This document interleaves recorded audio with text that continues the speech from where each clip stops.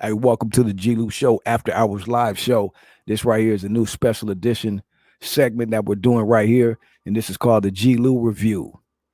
The G Lew Review is a new segment I'll be doing when I review and go over movies. You know what I mean that I like. I'm gonna start dropping some movies, giving my take on shit. You know what I mean? 'Cause I know I've been wanting to do this for a minute. You know what I mean? So I figured I'd kick it off.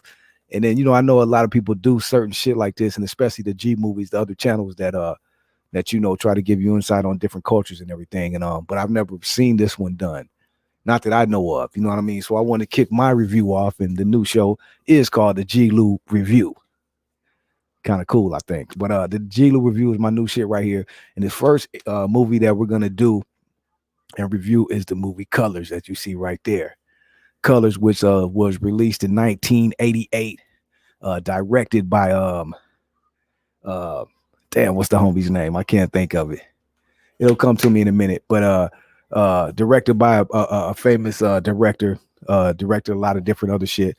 But damn, it'll come to me. My bad, homie. But it starred the two main characters were Robert Duvall, which was Hodges, and Pac-Man, which Danny McGavin, which was Sean Penn. And at this time already, you know what I mean? Sean Penn had already had his feet wet. He'd done quite a few movies.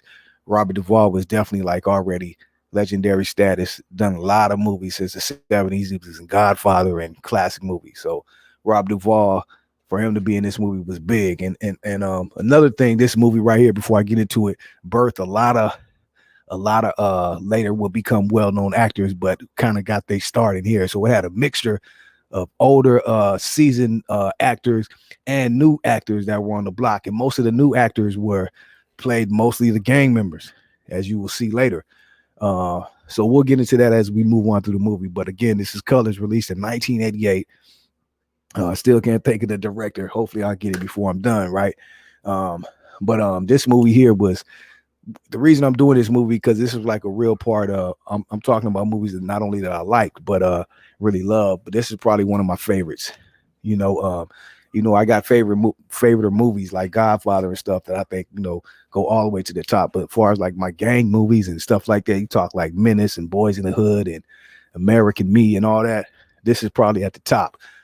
And I'm gonna tell you why. And like I said again, the Colors got a lot of flack if you're from LA. Anybody outside of LA, this is a classic, and it is the people in LA, right? But you get a lot of older homies that were already active. Again, this movie came out in 88, right? So you got a lot of older homies that were already active and really gang members already for years. Because you got to think, this came out in 88, but gangs had been around in Los Angeles, especially Hispanic gangs, since way back, talking 40s and 50s. But really, glamorization of gangs, and really it came to be in the 70s for real, when it got like real shit going on. We was really recognized and people paid attention, and now you have generations and people want to be gang members kind of in the 70s. But you move to the 80s, it started getting real glamorized and commercialized before this movie came out, because again, Colors, even before this is 88. You got to think around 84, 85 when the crack hit. That's what really took gangs to a whole different level, because you got the money. You've seen the documentaries and so many things about LA, right? But really, when the crack hit, that's what took gangs and things to a whole different level when they expand. And now you have gangs in all these different other areas and states, because of the drug trade. So by the time Colors comes out, which around 88, 87, 88, gang banging is way out of control. It's all over the place in LA alone. And LA County is a big county. You think LA is just not one area, which kind of this movie kind of bases this thing on, which makes it fictional. This is a fictional movie. This is not a true story, nonfiction, even though it has things that are real, like the gangs. It shows you this, but everything in there is fiction. And we'll get into that as well. But like I said, LA County is a big county. One of the biggest, I think, if not the biggest, the second biggest in the country, right? So it covers a lot of space. So you have just within the in the LA area, downtown, like surrounding areas, which of LA, you can have over 100 different gangs just in that area alone. So not only you thinking outside of LA, when you get to South Central, South LA, West LA, East LA is kind of what this covers. East LA, downtown, they're covering this area kind of in this movie. But when you get to South LA, West LA, outside of LA, outside of the city, the valley, San Gabriel Valley, San Fernando Valley. All of these places is gangs surrounding this whole joint. So Compton to South LA to all the way east to Pomona. It's gangs everywhere. So this movie just covers a small part of that. But to the wide eye and people not from LA or stuff, it kind of just seems like they're focused on one thing. So that's why I guess they had to make it fictional, because you could not focus on a certain gang. And it is real, which a lot of these gangs are. So maybe they didn't want to focus on a certain gang, even though they did mention certain gangs that were real, like White Fence. There's probably only real one in here. All the rest of the gangs were fictional. So again, Colors, the G Lew Review. And as you can see, this how the movie kind of starts off the same way you see the G Lew Review. It starts off showing you the credits, right? But when they put the colors on there, they show you that's the start of what's going on. They spray it in red, and then it gets crossed out by the blue when they put colors. So that's how it starts off. And they start you off with this movie just basically Hodges and Pac-Man, which had just become partners right before the show starts. They show you how they met. They met in the police meeting in the morning. I guess their precinct or whatever division or section they work in. And what's funny too, I want to mention this because I found this out recently. It's some guys, I can't think of their name or their channel, but it's out there. You can look it up. Guys that show you all the scenes, the locations and things where the movie was made. So they got to kind of show you everywhere, because everywhere here you see broader views, but you don't know exactly where every location is shot. Besides some places you do know, but not everywhere. So that was pretty cool. I thought how they did that. So you can look it up, locations of movie scenes, colors. But that was pretty big because, again, while this movie is fictional, they showed you the actual locations things were shot, where the actual Crips, where their hangouts were and all this, opposed to where 21st Street, the Hispanic gang was, which is kind of right outside of LA area, East LA, where White Fence was, which was accurate for White Fence. But all the rest of the gangs, there's no way once you see this that they could have been actual into it with each other and interacting, because they were so far away. But I guess this movie made it feel like they were together and close, right? So again, it starts off with Hodges and Pac-Man. They become partners, so they take you through LA. This kind of gives you the introduction of the movie. They're riding down through LA, the LA area, I guess, with the area they will be patrolling, right? And again, what I found out later through these locations, things these people shot later, this channel, that even though it looks like they're riding all around LA, they're really just riding straight down Broadway, through this introduction scene. That's Pac-Man. He's the driver. That's Hodges' new partner. Hodges is not happy to be Pac-Man's partner because Hodges is really old, a couple more years left, and I think he's about to retire. So it's almost like his sergeant, his chief, punished him by putting him with Pac-Man. So he doesn't like it. And Pac-Man is new on the force, and he has a whole lot to prove, and which I found out later as well. Pac-Man, even though this is fictional, Pac-Man was kind of loosely based on a true character, which Sean Penn studied for this role. Was the actual cop that went by the nickname Pac-Man, because he drove a yellow, kind of the car they got after they had that crash in the movie. Pac-Man actually drove that car for real. That's how he got the name. And he was an asshole, which I heard like doing a lot of bullshit. So Sean Penn actually studied that dude for the role of this movie. So that's slightly true. So after they take you all through the city, give you introduction down Broadway, it's like nice because they take you through the city though.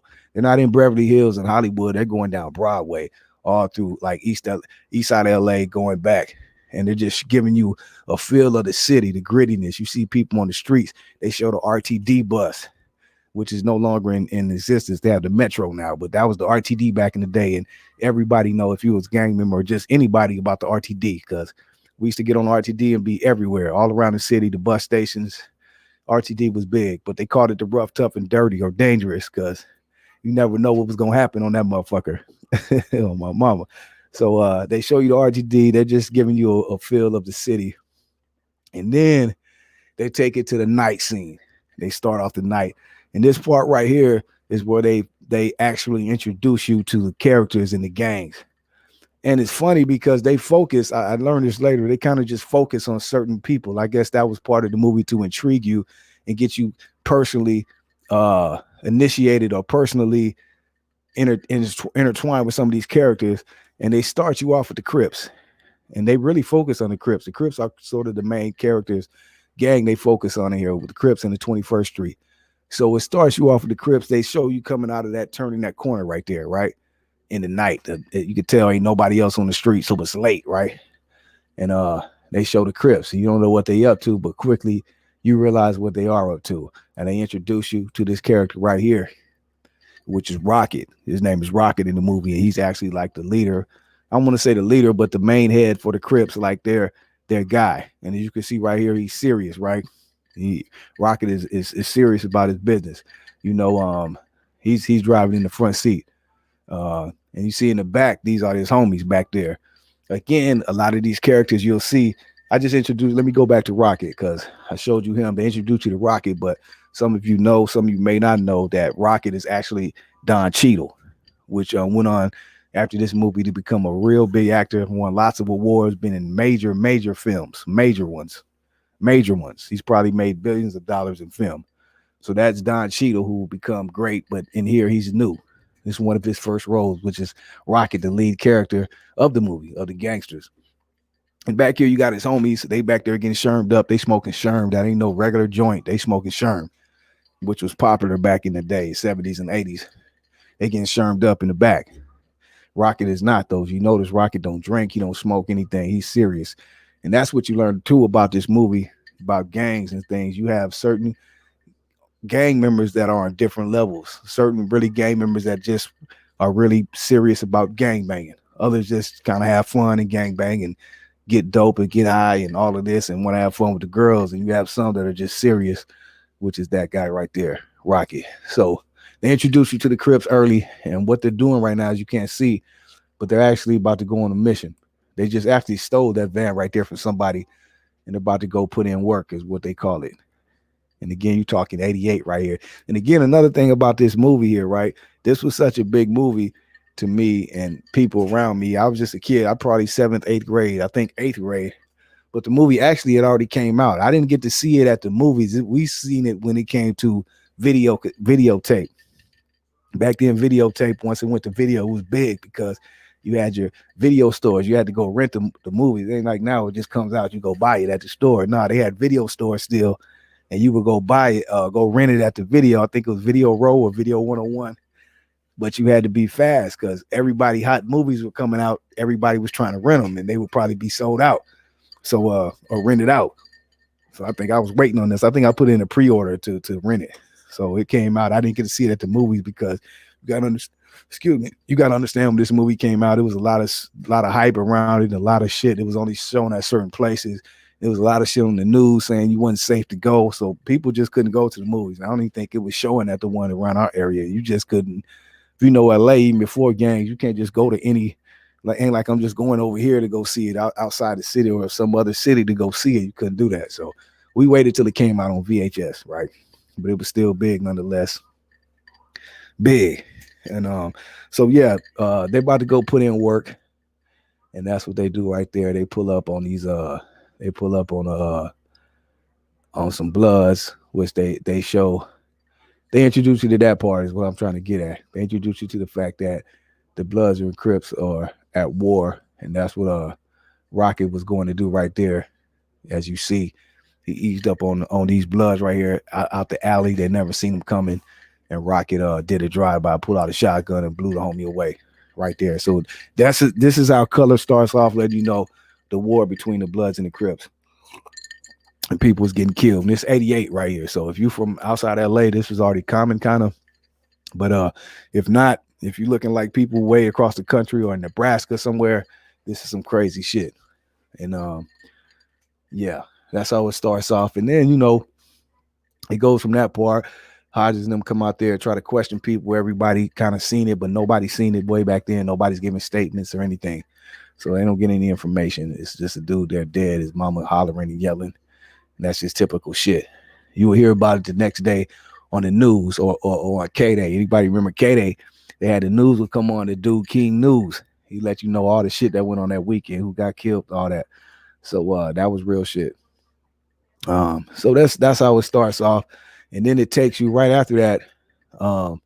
The next day, after the police, they have a meeting and talk about everything. They want to clean the streets up. So they just, at this point, they want to go through the streets and arrest all the Bloods and Crips off the street. So that's where it kind of takes you to the next scenes and things where they're trying to clean up the streets. They show you just going to the Blood neighborhood, shaking down all the Bloods, sweeping the streets up. That was like the crash unit. You know what I mean? Back then, that's what they did. They were a special unit for gang. It was a gang task force called Crash. So community resources against street hoodlums or some shit. So that's what they did. And so they rounding everybody up. They got the Bloods, they got the Crips, and they take them all. And this is another part that's again what makes this kind of fictional. But in the 80s, I can't say. I wasn't going to jail early 80s, mid 80s, so I don't know. But some of this is kind of fictional. How when they did arrest everybody, they got them all together like that. That's not what they gonna do. Maybe holding cells is kind of, but they're not gonna have. Well, I'll get to that. Then you see the homie Rocket right there. They got Rocket. They went and scooped Rocket up. At this point, they don't know he just did a drive-by last night, but they just cleaning up the streets. They show Rocket walking through there, and that's another thing. He wouldn't have just been walking through there like that. He would have been in cuffs wherever they were taking him to, because they would have got off right there. They wouldn't have been looking. They probably would have got off right there on each other. And then it shows they put them both in modules, a Blood module and a Crip module, which would not have happened that way like that. Because that's just too much right there. It would have been spit all over the place, broken fingers, all that. So, but that's again how it starts off. And then to show you cleaning up the streets and all that. Then it just takes you to, after that, just showing you again everything going on with these gangs, introduce you to the Bloods and Crips, right? Then it just go to the next day. You know, it's a whole new day now. They're back on the streets. This time, everybody done got out of jail too. So they're just back on the streets again. They show Hodges and them going to see the Crips, which are called the Cryptoville, which is another fictional thing in this movie. They don't focus on the gang. They just focus on Bloods and Crips in 21st Street. So I guess to get you familiar with each gang and with the characters in the movie, none of these characters that they focus on were actual real gangs. They were Bloods and Crips, but they didn't specify a certain gang. You know what I mean? And the Cryptoville, that's not real, you know. But actually, where they do go to, and they're filming these scenes where they go see these Crips that they focus on. This is actually the Broadway gangster Crips area, 11 Deuce. See the Broadway all over the place, and when they turn the corner, you can see the 110 right there. So this is actually Broadway gang territory, but that's not what the gang is called. So they're introducing you right here to all the Crips. I guess they got out. The homie, all these dudes were just in that van, you know what I mean? They show Rocket, and you know, Hodges introduces Pac-Man, everything going on. This is already what Hodges been patrolling, so he knows all these people. And that's the problem him and Pac-Man run into later. Hodges tries to work with these guys instead of just arresting them all and getting a bad rapport, because it fucks up their day. But Pac-Man is just new, and he ain't trying to hear that shit. So they get introduced to all that. They keep it moving. They actually go around the corner at that scene too and meet some more Broadways, and that's when they introduce you to the main Blood in this movie that they focus on, which is High Top, which is another big actor. And you see this dude right here that's standing up, which was G Lew B, I believe his name wasn't here. He wound up getting shot in the back by the police later, and was kind of the main character too. He's a big actor. That's the actor Leon, which has been in many movies, The Temptations, and all of these movies, you know what I mean? So he's another big actor. You see Damon Wayans right here too, one of the Wayans brothers, which was T-Bone. So there was a lot of people who became big in this movie. You see the dude leaning down, that was the driver that was in the van. So all these same dudes, they don't even know they just did a drive-by. They just chilling. This is regular shit, you know. So they go around and they introduce you to the homie High Top, which is Glenn Plummer, I believe. He was another big actor. You know, High Top later was in South Central and so many other movies. So it's a lot of big actors in this movie, but they were young. They ride around, meet all these people. He's just going through a day now, taking Pac-Man through all the neighborhoods that they patrol and all the gangs, trying to get introduced and familiar with the people they're going to be patrolling. So they leave Broadway, they go rolling around. They wind up going through White Fence, through this part. And this is probably the only actual non-fictional parts of the movie that they actually show a real gang and their real area. Everybody knows this is White Fence, the hole right here. So this is the actual real gang. They're in East LA, and they actually show this. This is a real gang. real character. I mean, not a real character. This guy's a seasoned actor, though. He's been in a lot of good movies, but they're just showing you real guys. And White Fence is a real gang. So besides the other ones, they show you.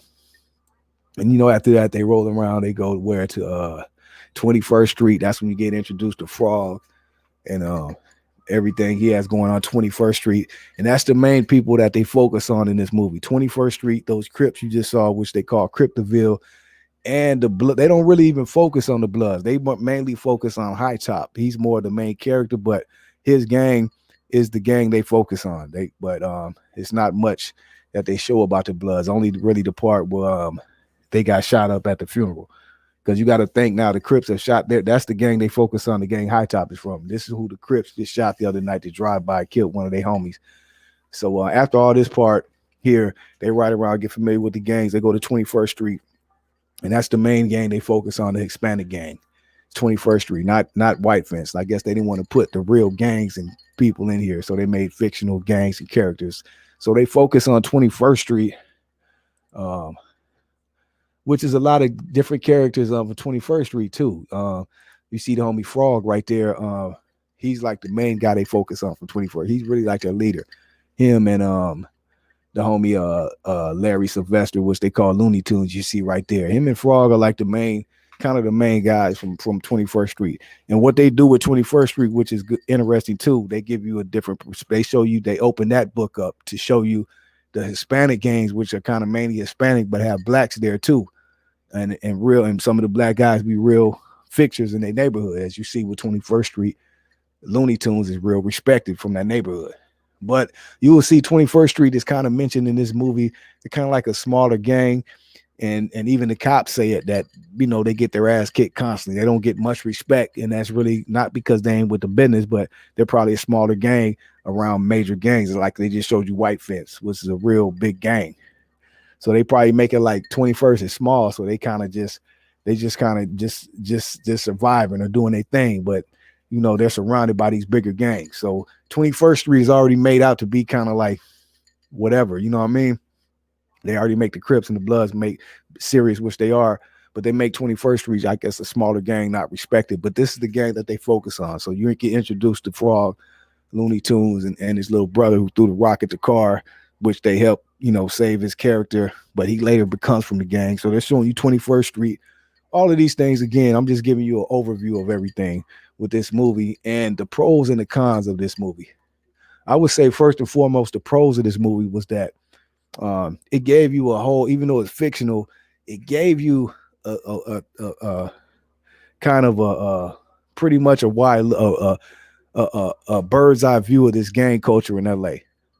You know what I mean? And I say the more fictional it is, people from LA can really say it's fictional because they see it and they know what's what and what's not. But people just everywhere else, that's why this movie was so big, because they didn't understand it. And they just saw what they saw. They saw the Bloods, the Crips, and the Mexican gang and what was going on. You know what I mean? So it's sensationalized. But so I would say the pros of this movie was that it gave you a look at what was going on. Even though some of this stuff is fictional, you had your characters, and I think they did that personally. You had this 21st Street was like you couldn't understand. They had a lot going on, but you respected them, and then you really like Frog, this guy right here. Frog was like one of that's what you call a real cool cholo right there. You know what I mean? Frog had respect. He was like a real OG, and he knew how to carry himself. He was always dressed. He fit the whole T. He was like a real homeboy right there. So you started to like Frog. You know what I mean? You felt sorry for him when he was locked up and all of this shit going on with him. You feel me? So it made you like the character. So you got Frog, and you had Looney Tunes right here, who was a black dude from 21st Street. And another thing with 21st Street, the areas, like I'm showing you again, they're showing these gangs, but those are not the real gangs. But it's still gangs in that area. And the area they filmed and where 21st Street was supposed to be, that's really like Rockwood Street's neighborhood. Everybody from LA knows Rock Street is RSL, Rockwood Street locals. You know, I've been around a long time. And their area is right there where that 21st Street was, by the tunnel and all that right there. That's Rockwood's area, but they made that 21st Street. So these are some things you can get from this movie if you didn't know. 21st Street is not a real gang. Yeah, so that's what's going on. They show you all the gangs, and then they Another thing they do, they show you different pockets of what's going on too. Like right here, you get introduced to the homie right here. Um, the homie T, which is actually people don't know that's Terry T Rogers right there, which is the guy responsible who used to be responsible. They call one of the leaders of the jungles over there in Baldwin Hills area, L.A. The jungles. He's one of the main figures from over there. He was actually in this movie. A lot of people did not even know this. I didn't for years because T. Rogers was low key about what he did, but he was actually in this movie as a drug dealer right here. I think this not the same man, but I forgot his name here. But yeah, he plays a dope dealer right here, and they show Pac-Man just come jam him up. I don't have those pictures. Okay, yeah, but they come right here and jam him up, and this actual shot was right here. We didn't know this. This is right across the street from Jordan Downs. This is Watts, which we found out later. A lot of this movie, the Crips parts and all of those parts were filmed mainly in Watts. But they made it look like it was all in one area around this East LA kind of area downtown, which was not the case. So these are things you just would not know probably. But I wanted to show you that because that's T-Rod. That's one of the big dope leaders. They jam him up because they're trying to tie some things together that they just found out, which was another one was High Top that they find out are big dope dealers. And another thing they showed High Top when they first met him, they showed High Top in the Broadway Crip area. And he was like low key, he's a dope dealer. So he was selling dope to all the different hoods, but they didn't know he was a blood though. Low key, he a blood with, and that's some real shit. That's what I'm saying. This is fictional, but they showing you real shit that really be going on though. You feel me? Because High Top, they showing you how dudes were selling dope, right? Once they become big dope dealers, they about their money. You know what I mean? So even with this, they made it look like it was low key. They didn't know who he was, and they found out he was a blood, so they wanted to kill him and all that. But this was going on regular shit. If you was a dope dealer, that's how the dope expanded and people got relationships with different hoods. You know what I mean? Even if they weren't cool, it was dudes still gonna get their money. So you had bloods fucking with Crips, vice versa, different hoods that did, everybody don't get along. They was doing business if you had the dope. So this is what I'm trying to tell you. What changed a lot in LA was dope for gangs. Once the crack came on the scene, it was about that money. And people were doing whatever they needed to do to get that money. So to be a baller. So you was going against your own homeboys. You was doing business with known enemies that you weren't supposed to. All this shit about the money. So crack era just kind of really turned everything around as far as rules and regulations, how things were done, supposed to be done. Crack came and knocked all that out the box. It was about the money. So that's what really changed the landscape of LA and gangs was that crack era. And it's never been the same since. So I just want to give you that little tidbit right there. That's Tommy T. Rogers from the Jungles. And he was in this movie. No, a lot of people didn't even know that was him then. But that was something big. Let me see. Kind of take you through. I'm just trying to, I'm not going through every scene. You guys go look at the movie. You've seen the movie. I'm just giving you my take on it, why I think it's good, the pros and the cons. And I told you some of the pros, right? I'm gonna say some of the cons again. Some of it is the cons again were how things were done kind of fictional to where it's like it was too. That's why a lot of people just didn't respect this movie, some of the OGs and stuff, because some of the stuff was just a little bit too outlandish how they did the stuff. Certain things were just, wouldn't go down like that. You know what I mean? But again, overall, I don't have too many cons in this movie. Besides some of the sensationalized stuff, Hollywood shit that we know, but they got to make it what it was. But it's not too many cons in this movie to me, man. I really, to this day, I watch this movie still a lot. You know what I mean? It just had a big impact on my life. And another thing I'm gonna speak on briefly is funny, but I don't give a fuck. I can speak on it. When this movie came out, right? Told you I was a little youngster, but if you heard my story by now, you see my interviews or whatever. I became from my neighborhood around 15, right? 14, 15, I would say. I was in high school then, but at this time when this came out, I was still 8th grade, right? I think I'm in 8th grade, 7th, 8th grade. So by this time we ain't from the neighborhood yet, but we claiming it. We want to be because we got a couple older homies that's from there, so we claiming it here and there. But we ain't from the. We can't even beat it from the gang yet because they don't take us serious like that. So y'all, you little dudes, get the fuck. You ain't serious, so you're not from the gang yet, but you kind of low key claiming it and hitting it up, writing on your little folder, your peachy and all that shit, right? Right in the neighborhood and all that, but you ain't from there. So the funny thing is when this movie came out, right, I call myself I got it on tape. I'm hyped up and shit. Watching like, damn, this shit hard, right? I call myself gathering up because I'm in the 8th grade now. So I got a little younger dudes that's under me, 7th graders, right? And little shit. A couple 8th graders, a lot of 7th graders kind of like looked up to me a little bit. You know what I mean? Because I had old dudes I looked up to didn't take me serious, but I had little youngsters that kind of looked up to me. So I'm riling all these dudes up. I get them at the house one day. I think we didn't go to school. We skipped or something. We at the little homie house, and I'm playing the movie, getting them all riled up. It's about 15 of these little dudes. And I get them riled up to say we gonna start a game. I'm gonna start my own little gang, not a gang, but a little clique. You know what I mean? I'm had these dudes under me because they was down to do it. So I get them all riled up, watch the movie, got these dudes doing a little rumble, and call myself a nit, Eric jumping these little dudes. They jump each other in some little bullshit. I don't know, but I had a little crew, right? I'm like, yeah, I'm gonna do this shit. I'm on little clique and show these dudes. You feel me?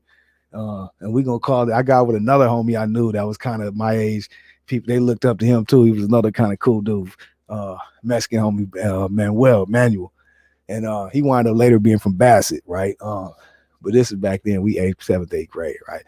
And I'm like, what we gonna call? I want him to name it. What we gonna call it, homie? Because he was like gonna be the other leader. He like, man, I'm like, man, I like the, I don't know. We thinking the name like the crazy, little crazy dude, crazy lokes. You know what I mean? The crazy lokes. He like, yeah, the crazy locals. He like the big crazy locals. Yeah. So if you look at those initials, it's BCL, right? So it's like, yeah, we the big crazy locals. He called it the big Chico locals. Yeah, BCL. So I'm like, yeah. So after we get this little thing running around, like I got my own little gang. And one day, yeah, I'm running around like, and I call myself E. My name gonna be Easy, right? That's what I'm calling myself, right? I'm giving you some real shit. And I start hitting this shit up around. You feel me? I remember one day I'm hitting it up around the school and all this, and yeah, because I'm feeling myself because I'm really like the leader. And I hit it up at the 7-Eleven, I think on the little wall right there. Bow, hit it up BCL, right? And later, it was funny because later that day, some of the older homies that were from Brick City already, and my homie boy, he was like one of the main ones that we knew personally. It was really one of the homies we knew that had become from Brick City. The rest were like major dudes already, Spikes, and all these dudes are like we looked at as older G's. You know what I mean? So they all up there at the 7-Eleven. We kicking it, just me and probably one of the other little homies. We up there kicking it. They up there kicking it, kind of doing their thing. They become they're macking on the little young bitches. You know how that shit be. They older, but they coming up there. They got all the bitches, one of all the baddest little bitches at our school. They own them and shit. So they up there kicking it, and the homie boy, I said he already from Brick City right now, and we up there kicking it. He looked down there and looked at that shit. He must have heard I was doing it or something. Like, what the fuck is that? He seen that shit on the wall. BCL. You gotta think that the initials is the same as Brick City. So he like, what is that? And I think he like crossed it out. Like, what the fuck is that? He looked at me like, what is that? That's the little shit you I've been hearing you starting or whatever. I don't know. I guess he got word of the shit. I'm like, yeah. He like, nah, that's a rap. There ain't none of that because it was BC. Like, fuck all that. That's a rap. He shut that shit down so quick, homie. I think we had that shit like 2 days, bro. But that's the respect, and I had to because it's the bigger homies in BC. I wasn't even thinking those are the same initials of Brick City, and I just put that story out there because later I would become from Brick City, so I thought that was funny though. But again, back to the script. I know I'm all off track, right? But back to the script. I'm gonna get up out of here. I've been here too long. But overall, man, the pros and the cons of this movie, I think it was a great movie to this day. It kind of influenced a lot of people, not only outside of LA, but inside of LA. Because you got to think at this time, gangs was already popping, and gangs have been popping way many years, man, especially Hispanic gangs. They go back to the 40s and 50s, even earlier than that. But gangs, again, were really sensationalized and got popular in the 70s and then in the 80s. And this was filmed in the 80s. Depending on what generation you ran, it affected you because gangs were now everywhere, spread out everywhere. And like I said, if you were younger, you just kind of heard about it. You didn't know what was going on. You just heard shit, and you knew the gangsters when you seen them because they were all in your neighborhood. Like me, I go way back from West LA, Mansfields, and Playboys all around to when we moved to SGV, and it's Altadena blocks and Pasadena, Denver lanes, and then all these Mexican groups, gangs spread out as well. But I knew OG homies from the beginning, like Big Thurston from Altadena block, who lived in Alhambra and showed me my brother a lot of shit. You know what I mean? And you had the PDLs, which I never got along with So I knew I would never be no blood because no disrespect, but they always just gave me problems. I remember I was a young boy selling candy and shit. We with this little crew that helped us sell candy, junior careers. They would pick us up and take us to little neighborhoods. And I remember them PDL. I remember since I was a kid, just giving me problems when we go to Pasadena. And I had issues all through high school with some PDLs. They were all bad. So I knew, but that's off topic again, but I'm just telling you how it was gangs all around. So once this movie comes out here, gangs is really sensationalized now and popular to where little kids and little youngsters, you want to be a gangster now, but you don't know how serious it is. You hear some stories, but it's popular. So this movie had just a big impact on those type of levels where it affected a lot of people. And like I said, it really affected me. I ain't gonna lie, but I thought that was a funny story. I thought I was gonna start my own gang, but they shut that shit down, bro. But again, Colors. Just again, let me take a couple more pictures. This picture right here, I told you about the homie High Top, who was a blood, and when they found out he was selling the Crips and all this, they show him get disciplined. DP, which you hear the word a lot, is when you get disciplined. He got caught up, went to the county. He was on the top floor in the blood module, I guess, around his homies, and they set him up to get jumped right here because they found out he was selling the Crips. So he got his ass beat down real bad. And after he got beat, they took him to the infirmary, and I guess he turned bad and started being an informant and told him Rocky was the one who killed his homeboy and a lot of different shit like that. And then moving forward again, I'm not going to go through the whole movie, but how it turns out, they focus on High Top from the Bloods, but they mainly focus on the Crips and 21st Street, mainly the homie Frog, which Frog we find out is somewhat of an informant as well. And he's working with Hodges, giving him a lot of information. Again, they show the homie T-Bone right here in the county jail. He gets locked up, as you've seen in the movie where he got caught up in the store. He was high on Sherm. He liked to do Sherm a lot, as you see in the beginning of the movie. They showed him in the part where he got caught up and he was just tripping out, had the doll on his head and was in his drawers and shit. That's what that Sherm do. Have dudes tweaking out way before the meth and all that. So he in the county jail. And he telling the homie right here the story about how Gilla B, he had just got shot up by the police because they looking for Rocket everywhere. And they go up in the house they thought was Rocket's house, and he was fucking his old lady, but it wound up being Gilla B, the other homeboy, who I told you was Leon, and the police shot him. So T-Bone is telling the story how they gonna put a hit out on Pac-Man because they think it was Pac-Man who shot him, but it really wasn't. But they just hate Pac-Man at this point. He telling him the story. And the homie Frog is over there in the cut because he locked up too. And Frog winds up hearing this. And like I said, Frog had an inside thing with the homie Hodges, which is this police right here, where throughout the movie, Frog gave him information for him to help him out on different shit. You feel me? So he wound up telling him. So long story short, the Crips find out that he told them about this shit. And they go over here where you see once Frog gets out, they throw a party for him because he just got out. But he don't know that the Crips know that the word is he the one that told the people, because he told Hodges the police. So once that happens, they find out it's a hit on Pac-Man. They trying to case out the Crips and shut them down and all over their ass. So the spot is real hot, and they find out that Frog is the one that told them. So they come over there to this party. They're having fun. At 5 minutes later, it gets shot up bad. They don't know what happened. They have a meeting later where it comes to find out it was the Crips who did it. But while they were at this party right here, Pac-Man is in the house trying to get questioning everybody and see what happened. The house got shot up, and out comes the room, comes the homie Larry Sylvester, Looney Tunes, which Pac-Man goes in the room to do further investigation where that shit out and finds out his girl's in there. And this chick right here was the chick that Pac-Man was dealing with her earlier in the movie. They showed a part where they rolled up to her coffee spot and they introduced herself and he liked her. They wind up fucking around, but he don't know she just a chick from the hood. She actually from White Fence, but she over here partying with the 21st Street dudes. So what the homie finds out here is really this chick is a hoe, man. She not no disrespect, but she, first of all, she from White Fence. She over here partying with 21st Street, who they don't get along with. And she fucking with the homie Looney Tunes, a black dude, which they probably didn't like anyway. So she's really just a hoe, and he finds this out here. So it's a lot going on in this movie. But again, after the Crips shoot up the party, They find out it was the Crips who did it. So 21st Street goes back and shoots them up, and Rocket and Looney Tunes wind up shooting each other. Long story short, they're dead.